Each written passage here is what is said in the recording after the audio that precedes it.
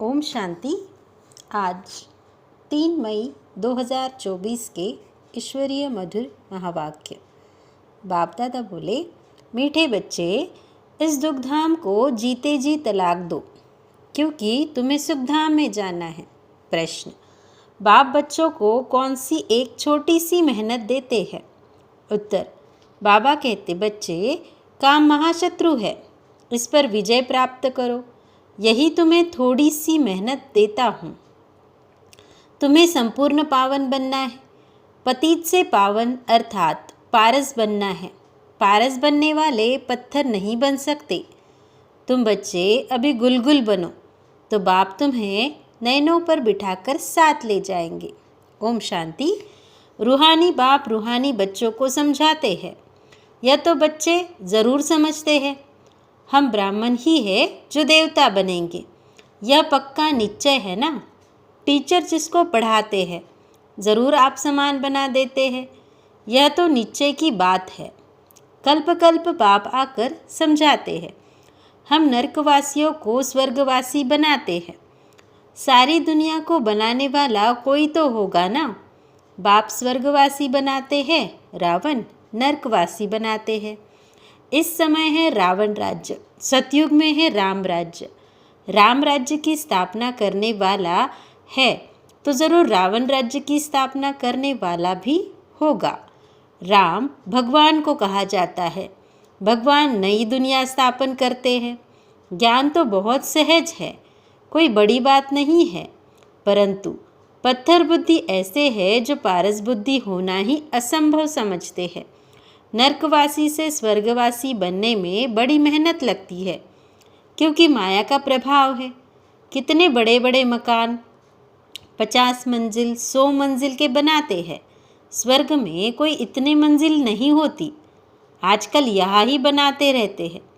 तुम समझते हो, सतयुग में ऐसे मकान नहीं होते जैसे यहाँ बनाते हैं। बाप खुद समझाते हैं, इतना छोटा झाड़ सारे वृक्ष पर होता है तो वहाँ मंजिलें आदि बनाने की दरकार ही नहीं।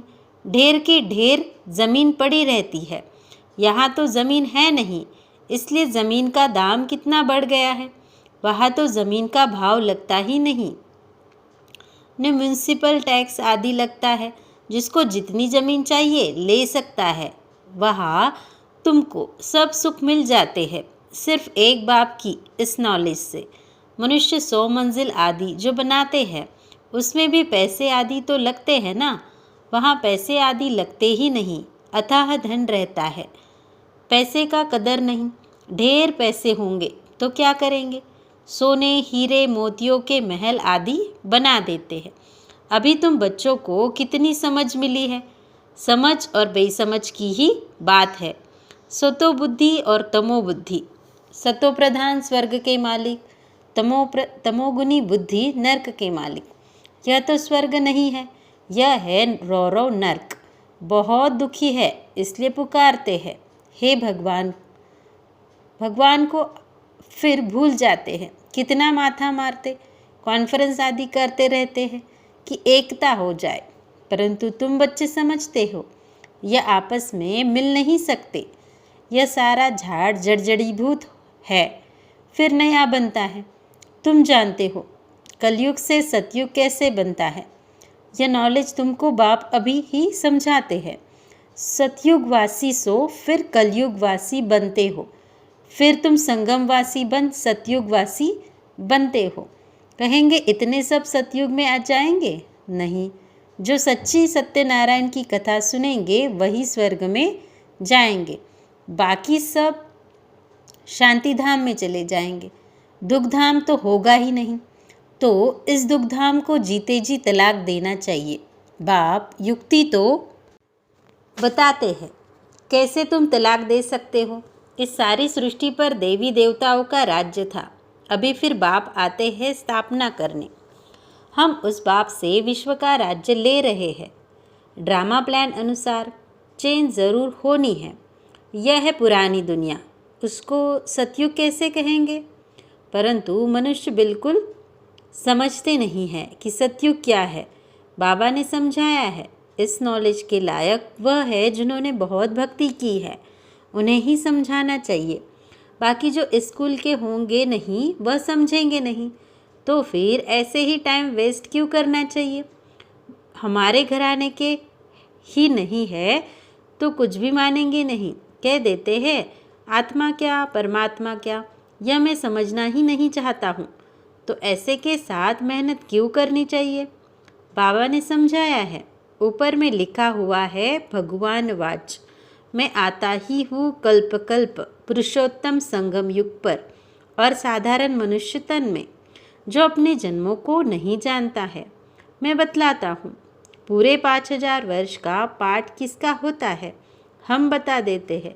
जो पहले नंबर में आया है उनका ही पाठ होगा ना। श्री कृष्ण की महिमा भी गाते हैं, फर्स्ट प्रिंस ऑफ सतयुग, वही फिर 84 जन्मों के बाद क्या होगा, first beggar, beggar to prince, फिर प्रिंस टू बेगर। तुम समझते हो प्रिंस टू बेगर कैसे बनते हैं। फिर बाप आकर कौड़ी से हीरे जैसा बनाते हैं, जो जैसे हीरे जैसा है वही फिर कौड़ी जैसा बनते हैं। पुनर्जन्म तो लेते हैं ना, सबसे ज़्यादा जन्म कौन लेते हैं यह तुम समझते हो। पहले पहले तो श्री कृष्ण को ही मानेंगे, उनकी राजधानी है, बहुत जन्म भी उनके होंगे, यह तो बहुत सहज बात है। परंतु मनुष्य इन बातों पर ध्यान नहीं देते। बाप समझाते हैं तो वंडर खाते हैं। बाप एक्यूरेट बताते हैं, फर्स्ट सो लास्ट, फर्स्ट हीरे जैसा, लास्ट कौड़ी जैसा। फिर हीरे जैसा बनना है, पावन बनना है, इसमें तकलीफ क्या है। पारलौकिक बाप ऑर्डिनेंस निकालते हैं, काम महाशत्रु है। तुम पतित किससे बने हो, विकार में जाने से, इसलिए बुलाते भी है पतित पावन आओ। क्योंकि बाप तो एवर पारस बुद्धि है, वह कभी पत्थर बुद्धि नहीं बनते। कनेक्शन ही उनका और पहले नंबर जन्म लेने वाले का हुआ। देवताएं तो बहुत होते हैं, परंतु मनुष्य कुछ भी समझते नहीं। क्रिश्चियन लोग कहते हैं क्राइस्ट 3000 वर्ष पहले पैराडाइज था, वह फिर भी पिछाड़ी को आए हैं ना, तो उनकी ताकत है। उनसे ही सब सीखने जाते हैं, क्योंकि उन्हों की फ्रेश बुद्धि है। वृद्धि भी उन्हों की है, सतो रजो तमो में आते हैं ना। तुम जानते हो सब कुछ विलायत से ही सीखते हैं, यह भी तुम जानते हो। सतयुग में महल आदि बनने में कोई टाइम नहीं लगेगा। एक ही बुद्धि में आया फिर वृद्धि होती जाती है, एक बनाकर फिर ढेर बनाते जाते हैं। बुद्धि में आ जाता है ना। साइंस वालों की बुद्धि तुम्हारे पास ऊंच हो जाती है, झट महल बनाते रहेंगे। यहाँ मकान व मंदिर बनाने में 12 मास लग जाते हैं, वहाँ तो इंजीनियर आदि सब होशियार होते हैं। वह है ही गोल्डन एज। पत्थर आदि तो होंगे ही नहीं। अभी तुम बैठे हो, ख्याल करते होंगे हम यह पुराना शरीर छोड़ेंगे, फिर घर में जाएंगे, वहाँ से फिर सतयुग में योग बल से जन्म लेंगे। बच्चों को खुशी क्यों नहीं होती, चिंतन क्यों नहीं चलता। जो मोस्ट सर्विसेबल बच्चे हैं उन्हों का चिंतन ज़रूर चलता होगा। जैसे बैरिस्ट्री पास करते हैं तो बुद्धि में चलता है ना कि हम यह करेंगे यह करेंगे। तुम भी समझते हो हम यह शरीर छोड़कर जाकर यह बनेंगे। याद से ही तुम्हारी आयु वृद्धि को पाएगी। अभी तो बेहद का बाप के बच्चे हैं, यह ग्रेड बहुत अच्छी है, ऊंची है। तुम ईश्वरीय परिवार के हो, उनका कोई और संबंध नहीं है। भाई बहन से भी ऊंच चढ़ा दिया है। भाई भाई समझो, यह बहुत प्रैक्टिस करनी है। भाई का निवास कहाँ है, इस तख्त पर अकाल आत्मा रहती है। यह तख्त सभी आत्माओं के सड़ गए हैं, सबसे जास्ती तुम्हारा तख्त सड़ गया है। इस आत्मा इस तख्त पर विराजमान होती है। भ्रुकुटी के बीच में क्या है, यह बुद्धि से समझने की बातें है। आत्मा बिल्कुल सूक्ष्म है, स्टार मिसल। बाप भी कहते हैं मैं भी बिंदु हूँ, मैं फिर तुमसे बड़ा थोड़ी हूँ। तुम जानते हो हम शिव बाबा की संतान हैं। अब बाप से वर्षा लेना है, इसलिए अपने को भाई भाई आत्मा समझो। बाप तुमको सम्मुख पढ़ा रहे हैं, आगे चल और ही कशिश होती जाएगी। यह विघन भी ड्रामा अनुसार पढ़ते रहते हैं। अभी बाप कहते हैं तुमको पतित नहीं होना है, यह ऑर्डिनेंस है। अब तो और ही तमोप्रधान बन पड़े हैं, विकार बिगर रह नहीं सकते। जैसे गवर्नमेंट कहती है शराब नहीं पियो, तो शराब बिगर रह नहीं सकते। फिर उनको ही शराब पिलाए डायरेक्शन देते हैं, फलानी जगह बॉम्ब सहित गिर जाओ, कितना नुकसान होता है। तुम यहाँ बैठे बैठे विश्व का मालिक बनते हो, वह फिर वहाँ बैठे बैठे बॉम्ब्स छोड़ते हैं सारे विश्व के विनाश के लिए। कैसे चटाभेटी है। तुम यहाँ बैठे बैठे बाप को याद करते हो और विश्व के मालिक बन जाते हो। कैसे भी करके बाप को याद ज़रूर करना है। इसमें हठयोग करने व आसन आदि लगाने की बात नहीं है। बाबा कोई भी तकलीफ़ नहीं देते हैं। कैसे भी बैठो, सिर्फ याद करो कि हम मोस्ट बिलवेड प्यारे बच्चे हैं। तुमको बादशाही ऐसी मिलती है जैसे माखन से बाल। गाते भी है सेकंड में जीवन मुक्ति। कहाँ भी बैठो, घूमो फिरो, बाप को याद करो। पवित्र होने बिगर जाएंगे कैसे? नहीं तो सजाएं खानी पड़ेगी। जब धर्मराज के पास जाएंगे तब सबका हिसाब किताब चुकतू होगा। जितना पवित्र बनेंगे उतना ऊंच पद पाएंगे। इम्प्योर रहेंगे तो सूखा रोटला खाएंगे। जितना बाप को याद करेंगे पाप कटेंगे। इसमें खर्च आदि की कोई बात नहीं। भल घर में बैठे रहो, बाप से भी मंत्र ले लो। यह है माया को वश करने का मंत्र, मनमना भव। यह मंत्र मिला है, फिर भल घर जाओ। मुख से कुछ बोलो नहीं, अल्प और बे बादशाही को याद करो। तुम समझते हो बाप को याद करने से हम सतोप्रधान बन जाएंगे, पाप कट जाएंगे। बाबा अपना अनुभव भी सुनाते हैं।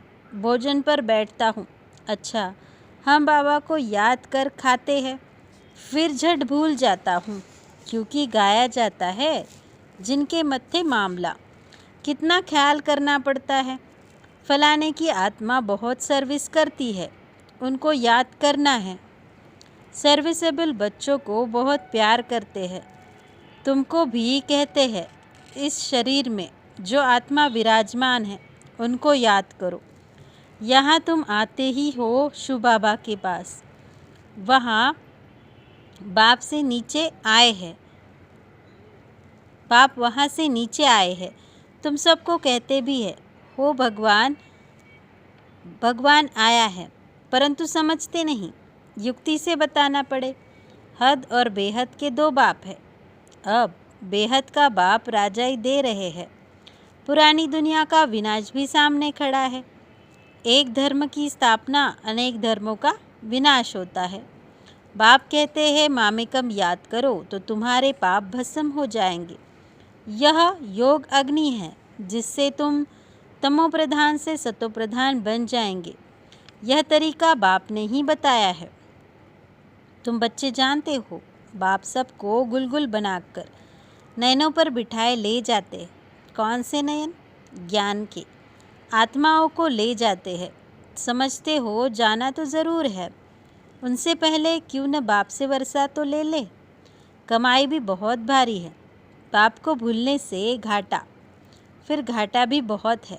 पक्के व्यापारी बाप को याद करने से ही आत्मा पवित्र बनेगी। फिर एक शरीर छोड़ दूसरा जाकर लेंगे। तो बाप कहते हैं मीठे मीठे बच्चों, देही अभिमानी बनो। यह आदत पक्की डालनी पड़े। अपने को आत्मा समझ बाप से पढ़ते रहो तो बेड़ा पार हो जाएगा। शिवालय में चले जाएंगे। चंद्रकांत वेदांत में भी यह कथा है। बोट नाव कैसे चलती है? बीच में उतरते हैं, कोई चीज़ में दिल लग जाती है, स्टीमर चला जाता है। यह भक्ति मार्ग के शास्त्र फिर भी बनेंगे, तुम पढ़ेंगे। फिर जब बाबा आएंगे तो यह सब छोड़ देंगे। बाप आते हैं सबको ले जाने। भारत का उत्थान और पतन कैसे होता है, कितना क्लियर है। यह सांवरा और गोरा बनता है। ब्रह्मा सो विष्णु, विष्णु सो ब्रह्मा। एक तो सिर्फ नहीं बनता है ना, यह सारी समझानी है। श्री कृष्ण की भी समझानी है। गोरा और सांवरा स्वर्ग में जाते हैं तो नर को लात मारते हैं। यह चित्र में क्लियर है ना। राजाई के चित्र भी तुम्हारे बनाए थे। अच्छा, मीठे मीठे सिकिल दे बच्चों प्रति, माता पिता बाप दादा का याद प्यार और गुड मॉर्निंग। रूहानी बाप की रूहानी बच्चों को नमस्ते।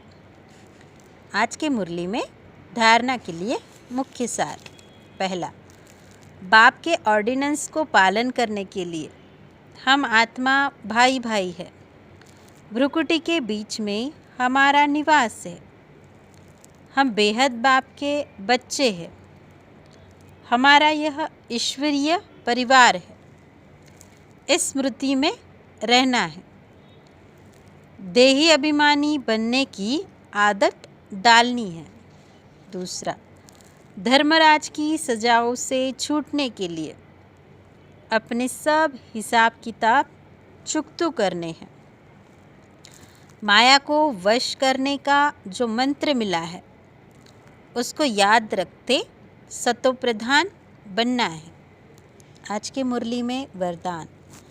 बिंदी रूप में स्थित रह, औरों को भी ड्रामा के बिंदी की स्मृति दिलाने वाले विघ्न विनाशक भव। अर्थ, जो बच्चे किसी भी बात में क्वेश्चन मार्क नहीं करते, सदा बिंदु रूप में स्थित रह, हर कार्य में औरों को भी ड्रामा की बिंदी स्मृति में दिलाते हैं, उन्हें ही विघ्न विनाशक कहा जाता है। वह औरों को भी समर्थ बनाकर सफलता की मंजिल के समीप ले आते हैं। वह हद की सफलता की प्राप्ति को देख खुश नहीं होते, लेकिन बेहद के सफलता मूर्त होते हैं।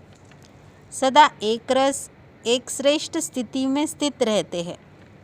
वह अपनी सफलता की स्वस्थिति से असफलता को भी परिवर्तन कर देते हैं। आज के मुरली में स्लोगन, दुआएं लो दुआएं दो तो बहुत जल्दी मायाजीत बन जाएंगे। अच्छा, ओम शांति।